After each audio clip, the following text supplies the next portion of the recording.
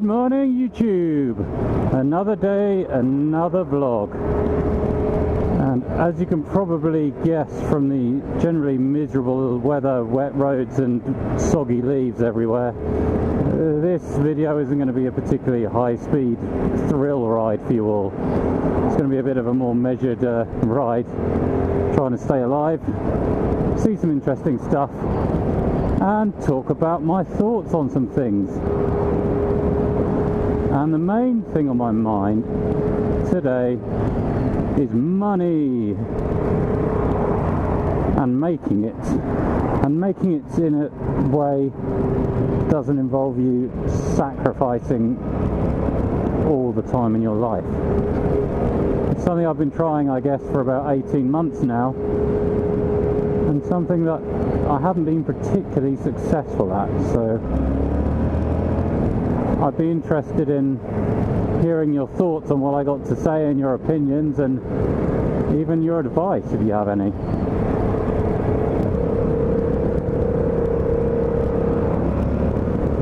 So then, on to the subject of money. Something I've been thinking about a bit recently, because it's something that's quite difficult to make. I've got a pretty good job and my salary's fairly good, really, and still we struggle to get by for kind of fairly basic stuff. And it's always baffled me how some people seem to have plenty of money with fairly low grade jobs, and other people seem to not have much with higher grade jobs. So my goal has been to see if I can create what they call a passive income. There's leaves everywhere. This is shit. Slippery, slippery. And I'm in the wrong gear.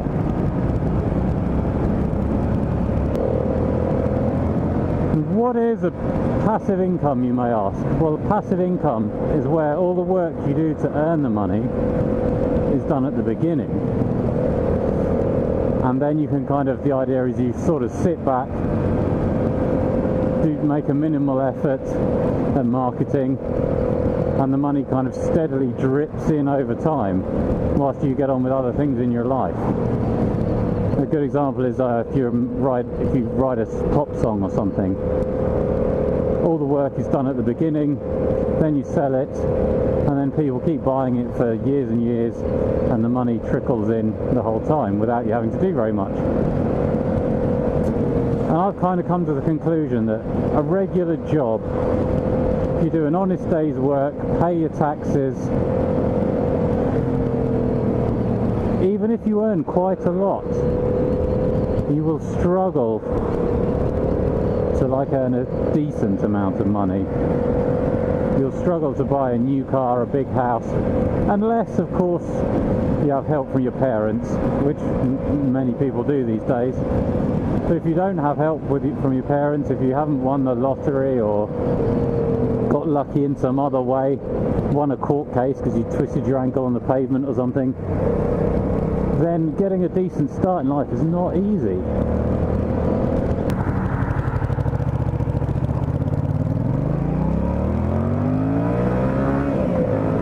So my sort of plan was to carry on with my day job, but find some other way to earn money in the background, to kind of top up the salary. And I've been doing a lot of research online. There's all sorts of methods that suggested, all sorts of gurus, how to make your first million by the time you're 30, all sorts of stuff like that.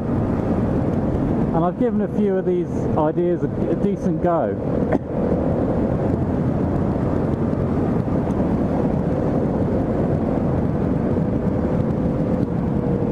The one I probably invested in the most was stock trading.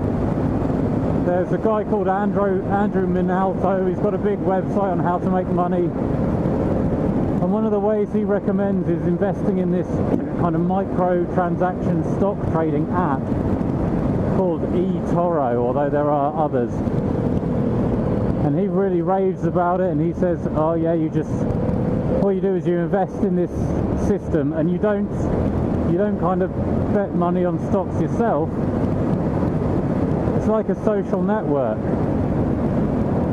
and you can set your account to copy other traders who the idea is more experienced, better at it than you. And his advice is, so you copy like 5 of these different traders. You don't invest too much in any particular one, so you spread your risk around, and you kind of can't really lose because they're all so experienced, they know what they're doing, and even if one does mess up, because your equity, your investment is spread around, you're not going to get caught up too badly. Sorry, I'm speaking rather slowly. There's like wet leaves everywhere. I really don't want to fall off. So I tried it for probably 5 or 6 months, and I invested a decent chunk. And in summary, it didn't go very well. It seemed to me that even these reliable traders on this Etoro system, they weren't very reliable, and I found it impossible to pick a decent one. There seem to be 2 different categories of good traders on there. There's like the real low risk traders who very rarely invest in anything, only if it's as safe as they can possibly decide. And I did copy a few of those, and I just found I just didn't make any money at all. Over months, I'd be lucky to make sort of 20 cents. I'd get more return if I just put it in the money in the bank. And then there's the second type, and there's quite a few of these people that have been on there for 6-9 months, who'd had a return of 200 or 300% on the money they'd put in, so that's over double of their investment in a few months. And I checked out all their statistics, which you can do on this platform, how many risks they take, how many losses they make, all sorts of stuff. And I was, I think, fairly sensible about it. And with every single one of them, and this is 3 or 4 different investors I copied,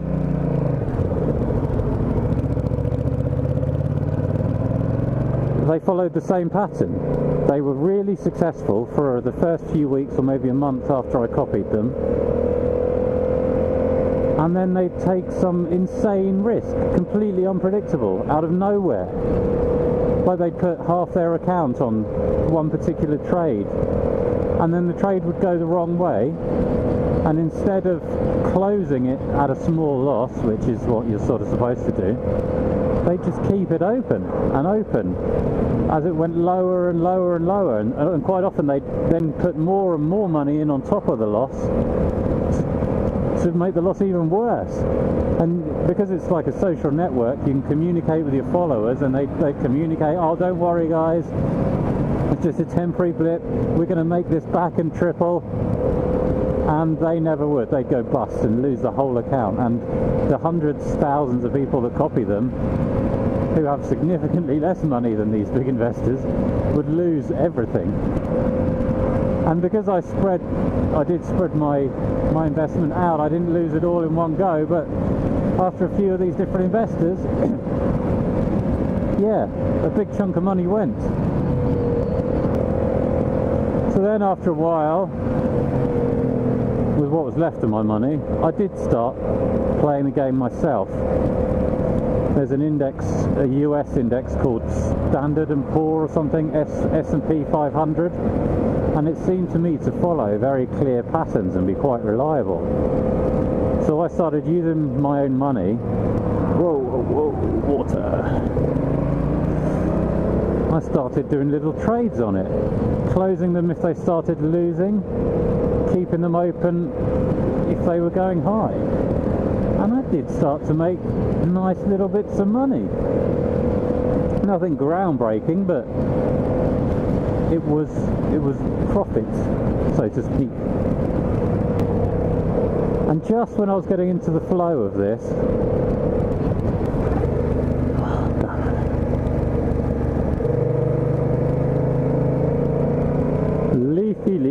road. Anyway, as I was saying, just as I was getting to the flow of this trading, Etoro changed the rules of the game.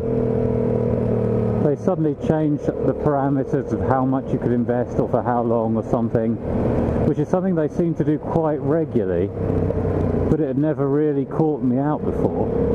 But then at this particular time they changed the rules suddenly with no warning, no real reason, and this particular rule change completely screwed my strategy and meant that the little win I was having then turned into a loss which I couldn't come out of because I couldn't invest in the way I needed to invest to get out of it as I had been before.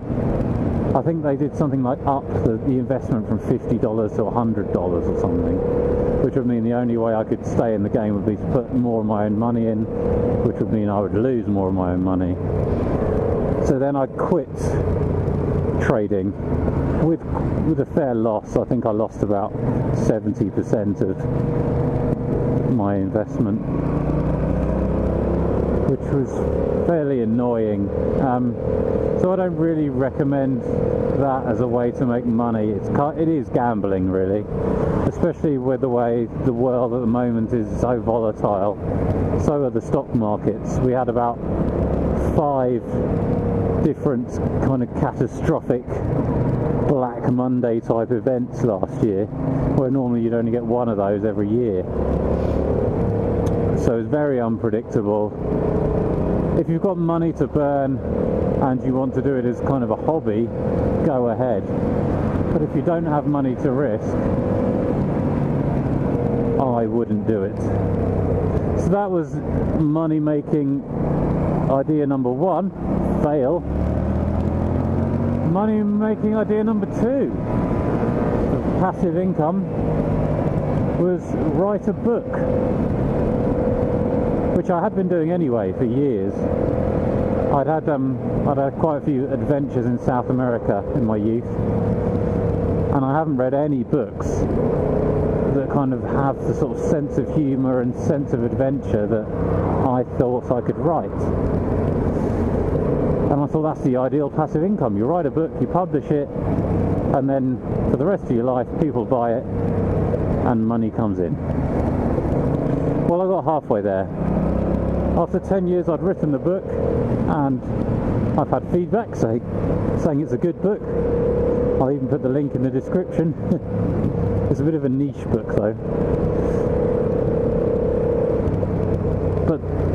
So writing, it's difficult to write well, but with time and effort and lots of reading and a bit of skill you can do it.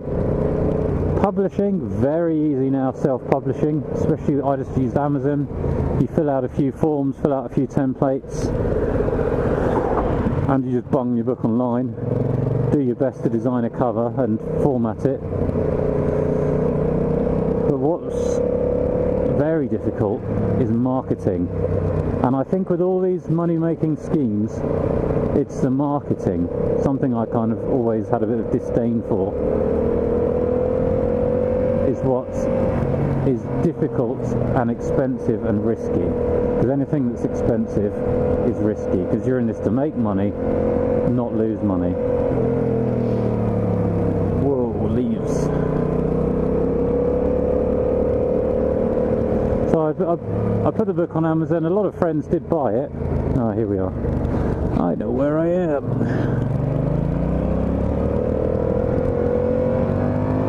Oh, more leaves, man.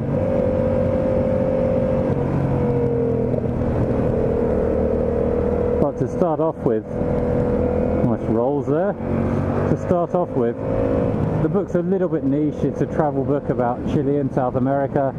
Not many people are interested in Chile and South America, because a lot of people haven't even heard of it. But also to sell books, unless you get lucky, you need marketing. And for good marketing, you have to pay money. And I don't want to pay money because I don't want to invest £3,000 in marketing that I you might stand a chance of never getting back. So the writing the book was also a fail. Not a complete fail, because I didn't actually write it to make money. I wrote it for my own kind of pleasure, but still, fail in the money-making state. It does cost a bit of money to write a good book, because you'll want to print drafts, which they charge for, buy copies to send to people to read, which costs money. So I think overall I've probably spent over £100 on writing the book,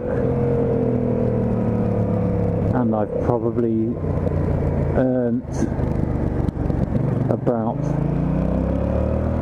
£30, so that's a total loss of about £70. So that's a fail in the money-making stakes. And the next one, the obvious one, is YouTube, of course.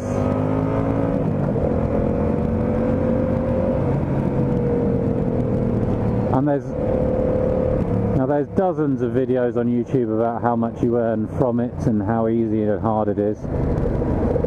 But yeah, let's say I've been doing it 18 months and I'm still waiting for the first check. It seems from my account you earn about $1 for every 1,000 views, a little less than $1, maybe 90 cents for every 1,000 views. But you can't actually receive a payment till you've earned $65. So I've got a way to go before I even get a check.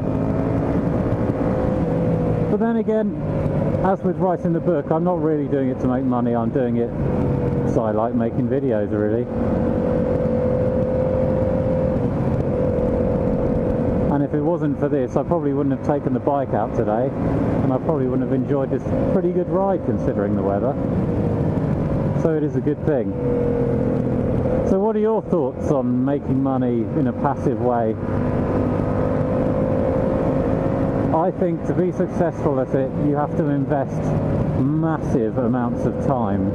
You basically have to give up all of your social and family life and work through the night for a long time to see a decent return.